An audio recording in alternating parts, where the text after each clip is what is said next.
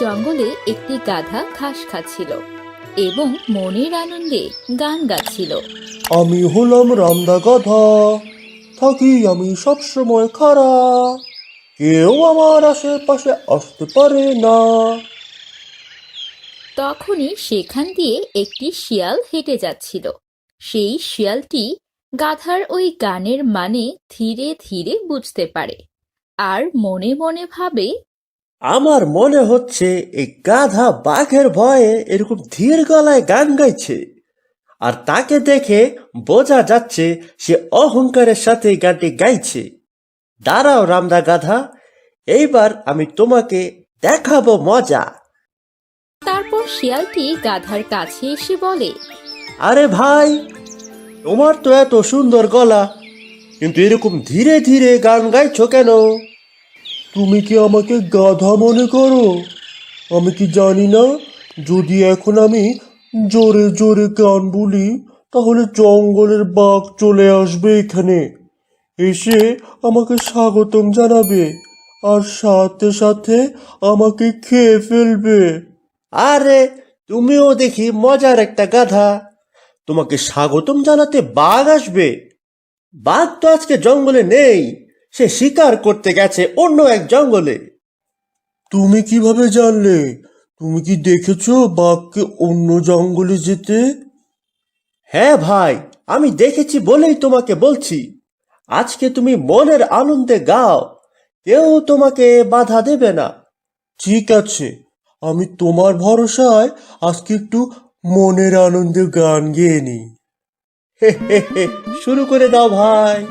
তখন রামদা গাধা জোরে জোরে তার মনের সুখে গান গাইতে থাকে।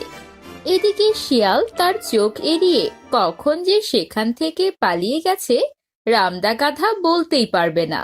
আসলে গাধা তো গাধাই হয়। এদিকে বাঘ মামা তার এই গান শুনে ধীরে ধীরে লুকিয়ে তার কাছে চলে আসে। কিন্তু তখনই একটি পাখি এসে সেই গাধাকে কিছু একটা বলে।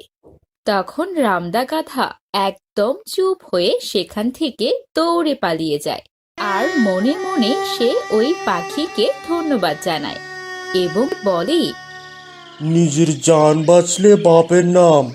ওই চালাক শিয়াল তো আজকে আমাকে ফেঁসেই দিয়েছিল, আর একটু হলে বাঘের পেটে চলে যেতাম।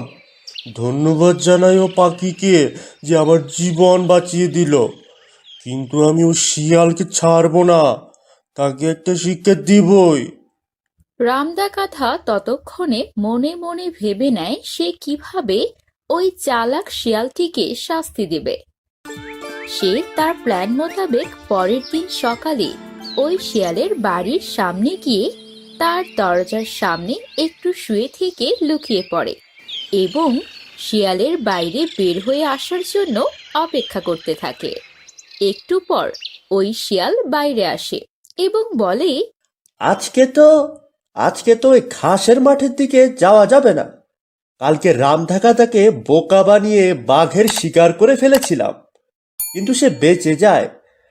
কোনো সমস্যা নেই, আজকে আমি অন্য দিকে যাব। শিয়ালটি যা যা বলছিল পাশে গাধাটি লুকিয়ে থেকে সব শুনতে পাচ্ছিল। তারপর শিয়ালটি রাস্তা দিয়ে হেঁটে যেতে যেতে তার পায়ে হঠাৎ ব্যথা শুরু হয়।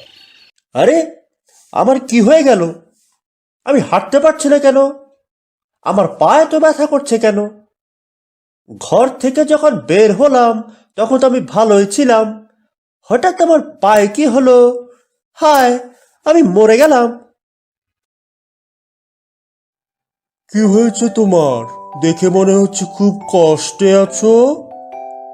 আরে রামদা ভাই, কেমন আছো তুমি? হ্যাঁ, ভালোই আছি। পাখিটি আমাকে বাঁচিয়ে দিয়েছে। তুমি বলো, তোমার কি অবস্থা? বুঝতে পারছি না হঠাৎ আমার পায়ে কি হলো। ঘর থেকে যখন বের হলাম তখন একদম ভালো ছিলাম, কিন্তু এখন কিন্তু এখন আমি হাঁটতেই পারছি না। তখনই সেই ছোট্ট পাখিটি সেখানে এসে বলে, গাধা যেখানে শুয়ে থাকে সেখানে দিয়ে যদি কেউ হেঁটে যায় তাহলে তার পা বেশ কয়েকদিন ধরে ব্যথা করে।